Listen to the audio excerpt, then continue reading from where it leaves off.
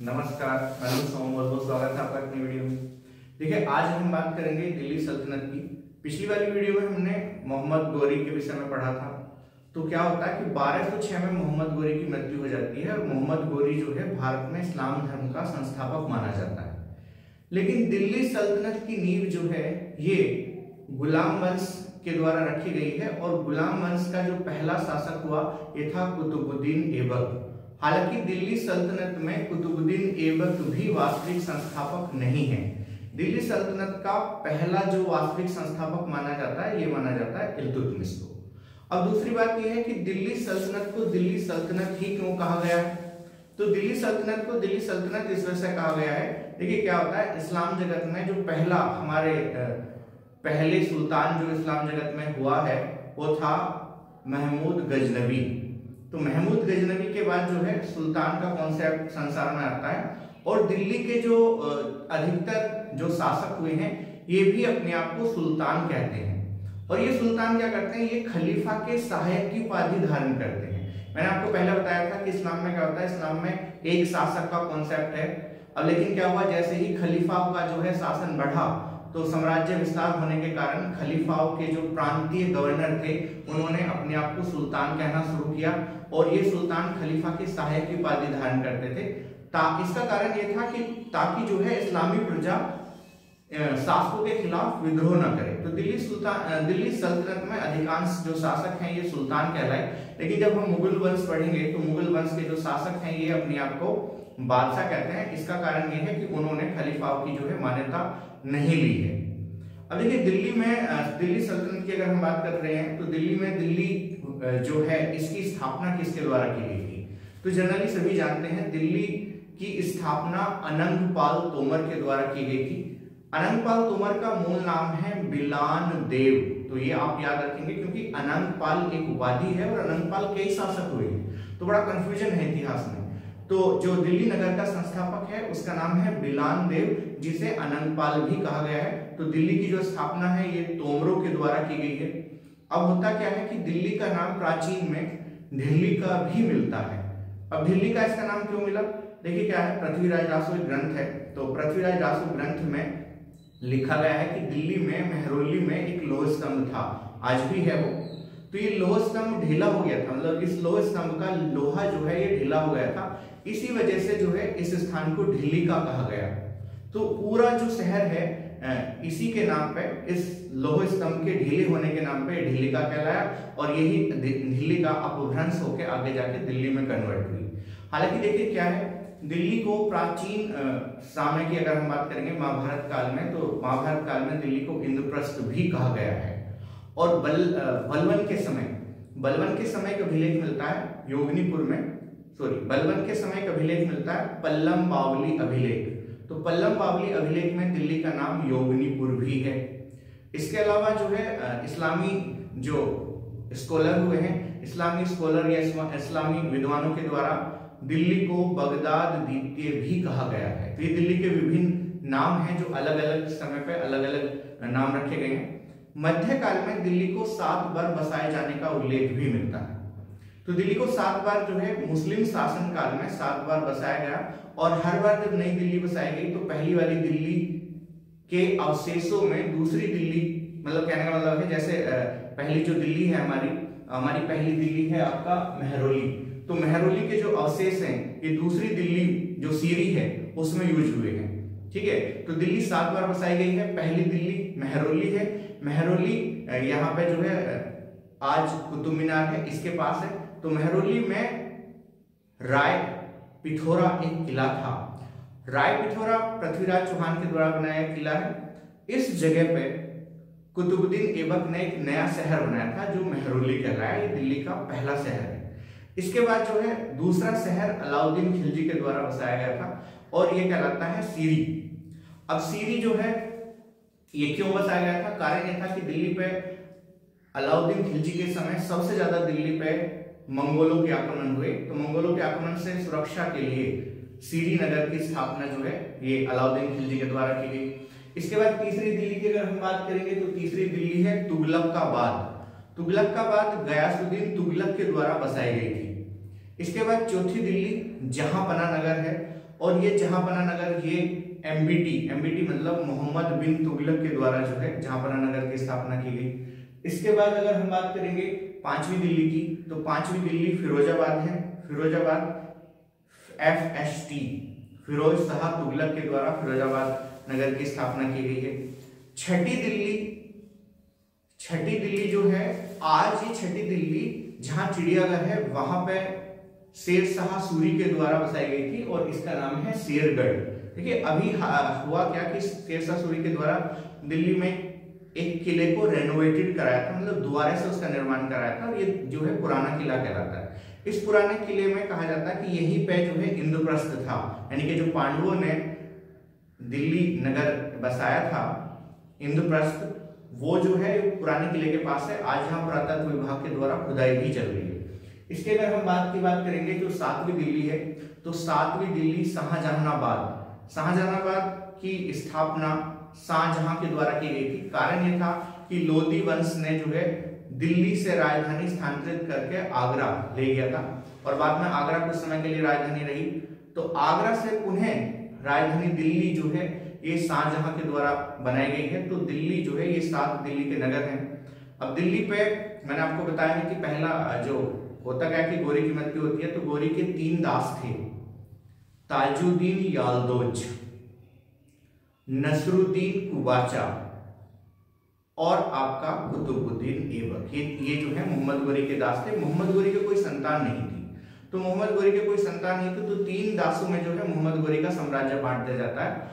और जो लाहौर का जो सूबा है, सूबा मतलब लाहौर का जो एक तरीके से प्रांत है, ये प्रांत मिलता है कुतुबुद्दीन ऐबक। इसी लाहौर प्रांत के तहत दिल्ली का जो क्षेत्र है ये आता है।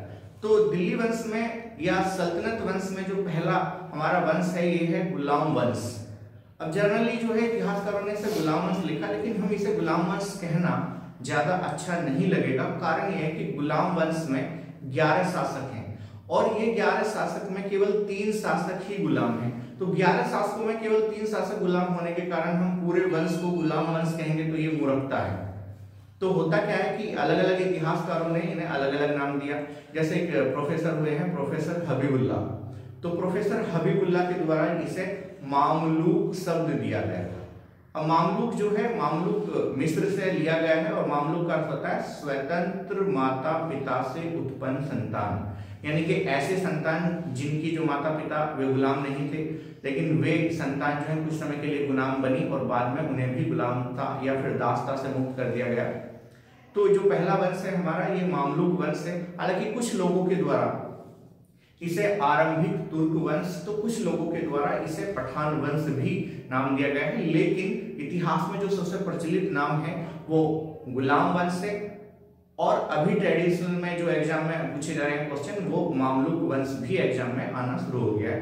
तो मामलूक वंश में 11 शासक हैं। इसके अलावा देखिए मैं आपको बता दूं, सबसे पहले हम इतिहास की क्रोनोलॉजी पढ़ेंगे। तो सल्तनत काल में जो सल्तनत काल है हमारा, सल्तनत काल में दिल्ली पे 5 वंशों ने शासन किया है और इन 5 वंशों ने लगभग 320 वर्षों तक शासन किया। तो यहाँ से जो कुछ क्वेश्चन पूछे गए हैं कि किस वंश का सबसे लंबा शासन रहा, किस वंश का सबसे कम शासन रहा, सबसे लंबे समय तक शासन करने वाला शासक कौन था, इस प्रकार के जो क्वेश्चन एग्जाम में आजकल पूछे जा रहे हैं। तो चलिए उसके विषय में डिस्कस करते हैं। देखिए दिल्ली सल्तनत में 5 वंश ने शासन किया और लगभग 320 वर्षों तक इनके द्वारा शासन किया गया था। इसमें सर्वाधिक जो लंबा शासन है ये तुगलक वंश का है। तुगलक वंश ने 94 वर्षों तक शासन किया है। इसके बाद सबसे कम जो शासन किया है दिल्ली सल्तनत पे वो है खिलजी वंश। खिलजी वंश मात्र 30 वर्ष तक शासन करता है। लेकिन अब यहाँ से आता है कि सर्वाधिक लंबा शासन किस शासक का था। तो सर्वाधिक लंबा शासन जो है बहलोल लोदी का है, ये 38 वर्ष तक शासन करता है। इसके बाद यहाँ से क्वेश्चन आता है कि किन जो शासक हुए हैं दिल्ली सल्तनत में, किन शासकों के माता हिंदू हैं। तो नसरुद्दीन खुसरो, गयासुद्दीन तुगलक, फिरोज शाह तुगलक, सिकंदर लोदी की जो मां है ये हिंदू हैं। तो ये आप याद रखेंगे, ये आप नोट कर सकते हैं। अब यहां से आता है कि दिल्ली सल्तनत में सबसे बड़ा साम्राज्य किसका है। तो दिल्ली सल्तनत में सबसे बड़ा साम्राज्य एमबीटी का है। एमबीटी मतलब मोहम्मद बिन तुगलक। इसके साम्राज्य में 7 प्रांत थे। हालांकि दिल्ली सल्तनत का विघटन भी एमबीटी के समय हुआ था। तो ये कैसे हुआ है इसके विषय में मैं डिटेल से आगे जैसे हम शासक वाइज पढ़ेंगे तब बताऊंगा। फिलहाल की जो वीडियो है ये क्रोनोलॉजी वाली है, क्योंकि यहाँ से क्या होता है वो एग्जाम में दे देगा कि निम्नलिखित में से निम्नलिखित शासकों को क्रम में सजाइए। तो अगर आपको पता है कि पहले शासक के बाद दूसरा शासक कौन हुआ, फिर तीसरा कौन हुआ, उनका अगर टाइम पीरियड आपको याद है तो आप ये क्रोनोलॉजी कर पाओगे। अगर नहीं है तो फिर क्या होती है मिस्टेक। तो आइए जो है हम ये क्रोनोलॉजी पढ़ते हैं। देखिए पहला जो वंश है हमारा वो है मामलुक वंश या गुलाम वंश। तो गुलाम वंश में 1206 से 1290 तक 11 शासकों के द्वारा जो है शासन किया गया है। अब इन 11 शासकों में सबसे पहला है ऐबक। ऐबक का टाइम पीरियड 1206 से 1210 से मात्र 4 साल जो है ऐबक शासन करता है। तो गुलाम वंश या मामलुक वंश में भी 3 वंश हैं। जैसे देखिए ऐबक के द्वारा जो है पहला जो वंश था, ऐबक के द्वारा जो वंश स्थापित किया गया था ये कहलाया कुतुबी वंश। तो कुतुबी वंश में कुतुबुद्दीन ऐबक, आराम शाह ये 2 शासक हुए। ठीक है, कुतुबुद्दीन ऐबक और आराम शाह जो है ये 2 शासक कुतुबी वंश में है। इसके बाद जब इल्तुतमिश गद्दी में बैठता है तो इल्तुतमिश के द्वारा शमसी या कहीं कहीं किताबों में शमी वंश भी लिखा गया है। तो ये शमसी वंश जो है ये इल्तुतमिश के द्वारा मतलब इल्तुतमिश के द्वारा इस वंश की स्थापना हुई। और इस वंश में इल्तुतमिश जिसका टाइम पीरियड 1211 से 1236 और रुकनुद्दीन फिरोज 1236 मात्र जो है 8 माह तक ये शासन कर पाया। इसके बाद रजिया 1236 से 1240 और बहराम शाह 1240 से 1242। इसके बाद अलाउद्दीन महसूद शाह 1242 से 1246 और नसरुद्दीन महमूद 1246 से 1265 तक ये शासन करता है। तो ये जो है जिसमें देखिए दोबारा गिना रहा हूं, इल्तुतमिश, फिरोज, रजिया, बहराम शाह, अलाउद्दीन मसूद शाह, नसरुद्दीन महमूद जो है ये जो है हमारे ये शमी वंश के हैं। अब इसके बाद जो है फिर इसके बाद क्या आता है बलवन गद्दी में बैठता है। तो बलवन बलवनी वंश का है, लेकिन कुछ बलवन अपने आप को शमी वंश का ही कहता है, लेकिन उसके जो समकालीन इतिहासकार हैं वे जो हैं इसको शमी वंश का नहीं मानते। तो बलवन के लिए बलवनी वंश लिखा गया है। तो बलवनी वंश में बलवन 1266 से 1287, इसके बाद कैकू का बाद 1287 से 1290 और इसके बाद क्यूमस से जो ये 1290 तक शासन करता है। तो ये 3 शासक जो हैं ये बलवनी वंश में है। और इस प्रकार जो हमारा पहला वंश है गुलाम वंश जो है ये मैंने आपको टाइम पीरियड बता दिया। तो ये आप शासक देख रहे हैं, आप इनके टाइम पीरियड को नोट कर सकते हैं क्योंकि इतिहास में इनकी क्रोनोलॉजी आती है। ठीक है, अब इसके बाद जो दूसरा वंश है ये है हमारा खिलजी वंश। देखिए खिलजी वंश में मैंने अभी आपको बताया सबसे कम समय तक खिलजी वंश ने शासन किया। तो खिलजी वंश का जो संस्थापक है ये है जलालुद्दीन खिलजी। जलालुद्दीन खिलजी का जो टाइम पीरियड है 1290 से 1296 तक जो है इसका टाइम पीरियड है। इसके बाद इब्राहिम रुकनुद्दीन है जो केवल 1296 मतलब कुछ ही समय के लिए गद्दी बैठा, मात्र कुछ समय के लिए। और बहुत सी किताबों में तो इब्राहिम रुकनुद्दीन का नाम भी नहीं है, तो ये आप अच्छी तरीके से देखेंगे। इसके बाद अलाउद्दीन खिलजी। अलाउद्दीन खिलजी जो है खिलजी वंश में सबसे शक्तिशाली शासक है और ये पहला शासक था जिसने दक्षिण भारत पे भी आक्रमण किया था। हालांकि दक्षिण भारत पे ये जो है केवल टैक्स वसूलता है। तो खिलजी अलाउद्दीन खिलजी को क्या कहा जाता है? क्वेश्चन अभी अब लेटेस्ट अपडेट क्वेश्चन एग्जाम आने शुरू होगी। तो अलाउद्दीन जैसे हमने आप पढ़ा कि हमने जैसे प्राचीन भारत में हम पढ़ते हैं कि भारत का नेपोलियन समुद्रगुप्त को कहा जाता है, इसी प्रकार दिल्ली सल्तनत में समुद्रगुप्त की उपाधि अलाउद्दीन खिलजी को दी गई है, क्योंकि समुद्रगुप्त ने दक्षिण के राज्य को जिस प्रकार जीतने के बाद उनसे टैक्स वसूला था, ऐसे ही अलाउद्दीन खिलजी ने भी दक्षिण के राज्यों को जीतने के बाद उनसे टैक्स वसूला और उन्हें अपने साम्राज्य में शामिल नहीं किया गया था। तो सल्तनत काल का समुद्रगुप्त अलाउद्दीन खिलजी है, ये अभी अपडेट क्वेश्चन एग्जाम आया है, तो ये आप याद रखेंगे। इसके बाद क्या है? शिहाबुद्दीन उमर, ये कुछ ही समय के लिए शासन करता है। और मुबारक शाह, तो मुबारक शाह जो है ये ऐसा शासक है जिसने खुद खलीफा की उपाधि धारण की थी। क्योंकि मैंने अभी आपको बताया था कि दिल्ली सल्तनत के ज्यादातर शासक जो हैं खलीफा के सहायक की उपाधि धारण करते हैं और इसी वजह से इसे सल्तनत भी कहा गया। लेकिन मुबारक शाह ऐसा शासक है जो खुद ही अपने आप को खलीफा कहता है, तो ये भी इंपॉर्टेंट पॉइंट है। ये 1316 से 1320 इसका टाइम पीरियड है। इसके बाद नसरुद्दीन खुसरो शाह जो है, ये देखिए मैं बता दूं, ये खिलजी वंश में जो है अंतिम शासन है। हालांकि खिलजी वंश का नहीं था लेकिन फिर भी इसे जोड़ा गया है। 1320 तक इसका शासन है। इसके शासन काल में एक कहावत बड़ी प्रचलित हुई कि इस्लाम खतरे में है। तो जब मैं डिटेल से पढ़ाऊंगा तब आपको बताऊंगा कि कहावत क्या थी। इसके बाद अगला वंश तुगलक वंश है, जो सबसे लंबे समय तक शासन है जिसका। तो तुगलक वंश में पहला शासक गयासुद्दीन तुगलक है, 1320 से 1325 इसने शासन किया। इसके बाद एमबीटी मतलब मोहम्मद बिन तुगलक। तो मोहम्मद बिन तुगलक का जो शासन है वो मोहम्मद बिन तुगलक का जो साम्राज्य है वो दिल्ली सल्तनत में भी आपको बताया था मैंने सबसे बड़ा है। तो 1325 से 1351 है, 1325 से 1351। जिन्हें नहीं दिख रहा है मैं आपको बोल के बता रहा हूं, तो आप जो मैं बोल रहा हूं आप उसे नोट कर सकते हैं। एमबीटी फिर सुनिए, मोहम्मद बिन तुगलक सबसे बड़ा साम्राज्य इसी का है। इसके द्वारा कुछ योजना बनाई गई थी, वे इतिहास में असफल रही। लेकिन एक चीज है यहाँ पे,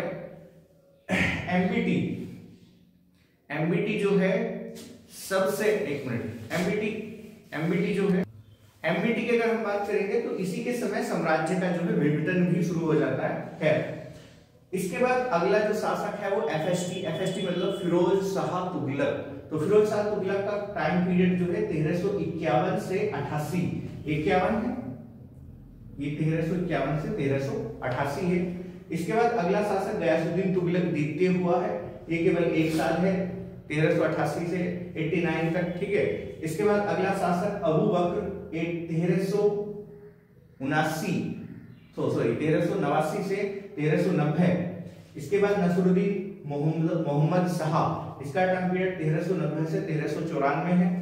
और इसके बाद अलाउद्दीन सिकंदर शाह 1394 और नसरुद्दीन महमूद जो है अंतिम शासक है यहाँ पे, जो 1394 से 1412 तक शासन करता है, ठीक है।